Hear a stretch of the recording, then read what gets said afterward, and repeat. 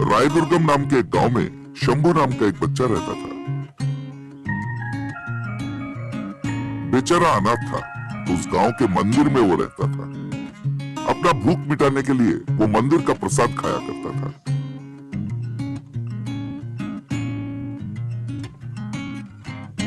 गांव वाले उसे मंदिर में देखकर सोचते थे, पता नहीं इस बेचारे का क्या होगा।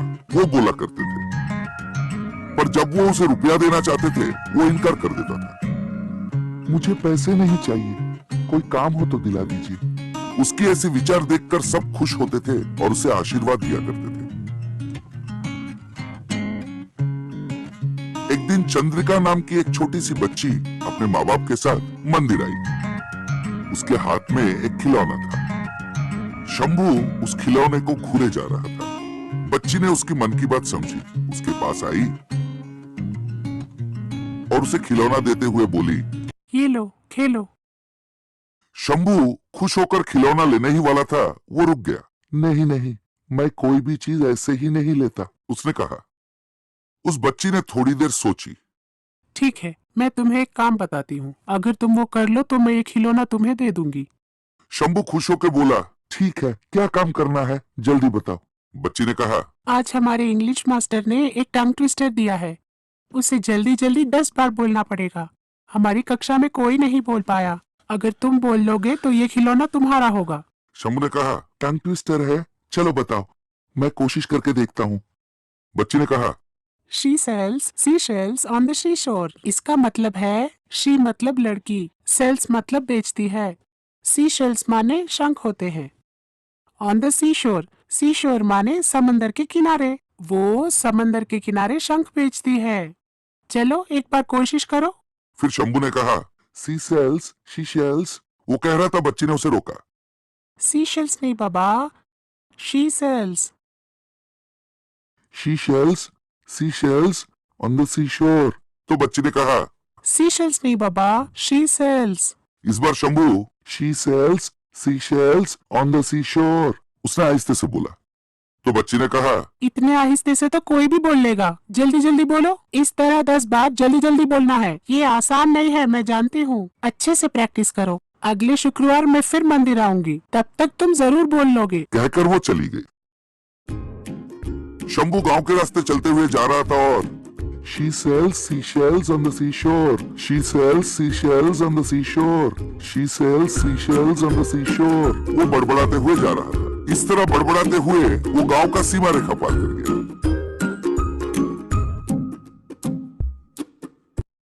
उस गांव के सीमा रेखा पर एक पेड़ पे 2 राक्षस रहा करते थे। देखने में उनका आकार भीभत्स था, पर वो बहुत डरपोक थे।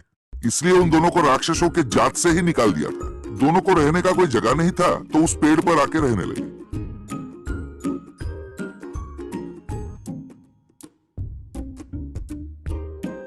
शंभू उस पेड़ के नीचे पहुंचा और She sells seashells on the seashore. She sells seashells on the seashore. She sells seashells on the seashore. वो बोले ही जा रहा था। तो राक्षसी ने कहा, ये कौन सी भाषा है जी, कभी सुना नहीं, वो भी बार बार बोल रहा है। तब राक्षस ने जवाब दिया, ये बच्चा मंदिर में रहता है, जरूर हम दोनों को काबू में करने के लिए कोई मंत्र पढ़ रहा है। आज हम दोनों का छुट्टी होना ही है। राक्षसी ने कहा, बाप रे, अब क्या करें बताइए। राक्षस ने कहा, चल जाके हम उसके पैर पड़ते हैं। फिर दोनों पेड़ पे से शंभू के सामने आ कूदे। उन्हें देखकर शंभू डर गया। वो पीछे मुड़कर भागने ही वाला था, इतने में राक्षस ने कहा, देखो बेटा, हमें बंदी मत बनाना, ये मंत्र पढ़ना बंद कर दो। वैसे भी हम दोनों को रहने का ठिकाना नहीं है, इस पेड़ पे रह रहे हैं। शंभू ने मन ही मन सोचा, ये दोनों तो मुझे देख के डर रहे हैं, यानी कि अंग्रेजी भाषा को इन्होंने मंत्र समझ लिया। चलो कुछ देर मैं इनका खबर लेता हूँ। शंभू ने कहा, एक बार ये मंत्र पढ़ने के बाद उसे वापस लेना मुमकिन नहीं है, पर तुम दोनों को देख के मुझे दया आ रही है। चलो ठीक है, मैं एक रास्ता बताता हूँ।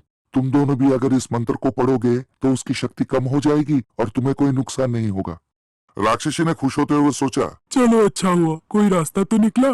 चलो बेटा जल्दी वो मंत्र बताओ। शंभू ने कहा, ध्यान से सुनो। She sells seashells on the seashore. इस मंत्र को तेजी से 10 बार बोलना पड़ेगा, उसने कहा। तब राक्षसी ने शीशम शम शम शम शम। तो राक्षस ने कहा, तू रहने दे, मैं बोल के बताता हूँ। शीशोश शीशेश शीशो शीशो अच्छी छी छी छी छी छी। शंभू हंसते हुए बोला, हाँ कोशिश करो, तुम्हें 1 घंटे का वक्त देता हूँ। तो राक्षस पति पत्नी ने मिलकर 1 घंटे तक कोशिश शीशम शम शम शम शम शीशम शम शम शम शम। आखिर उनसे हो नहीं पाया तो उन्होंने शंभू को नमस्कार किया और, बेटा हमसे तो नहीं होगा, इस मंत्र को हम जिंदगी भर नहीं बोल पाएंगे, पर तुम्हें एक बकरी दे देंगे, वो लेकर हमें छोड़ दो। शंभू भी उन्हें सबक सिखाते सिखाते थक गया था, इसलिए ठीक है मैं समझ गया, तुमसे वो मंत्र पढ़ा नहीं जाएगा, चलो वो बकरी ही दे दो, मैं पाल लूंगा उसे। राक्षस ने हवा में से एक बकरी को हाजिर किया और शंभू को दे दिया।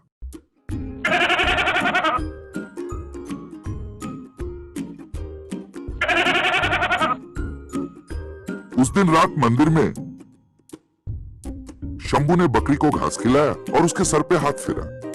हाथ फेरते ही बकरी ने अपने पीछे से एक स्वर्ण मुद्रा गिरा दिया। शंभू आश्चर्यचकित हो गया। फिर उसने 2 बार हाथ फिराया तो बकरी ने 2 स्वर्ण मुद्राएं गिराई। शंभू ने 10 बार उसके सर पे हाथ फेरा तो बकरी ने 10 स्वर्ण मुद्राएं गिराई। शंभू एकदम हक्का बक्का हो गया। फिर उसने स्वर्ण मुद्राएं उठाई और मंदिर के पीछे एक जगह पर उन्हें छुपा दिया। दूसरे दिन सुबह शंभू बकरी और स्वर्ण मुद्राएं लेके उस पेड़ के पास जा रहा था ताकि उन्हें लौटा दे, पर उसे वो 2 राक्षस दिखे ही नहीं।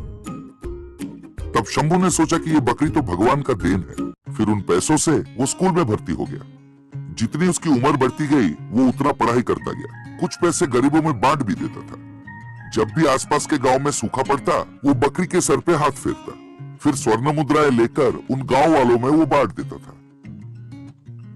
फिर उसने जिस लड़की ने उसकी जिंदगी बदली थी उस चंद्रिका से शादी भी कर ली। तो बच्चों, कितने भी मुश्किल में हो, कितने भी बुरे दिन हो, अच्छे विचार और बुद्धिमत्ता हो तो जिंदगी में कभी ना कभी कोई ना कोई दिन मैजिक जरूर घटेगा। ये कहानी काल्पनिक है पर जिंदगी की सच्चाई इसमें छिपी है।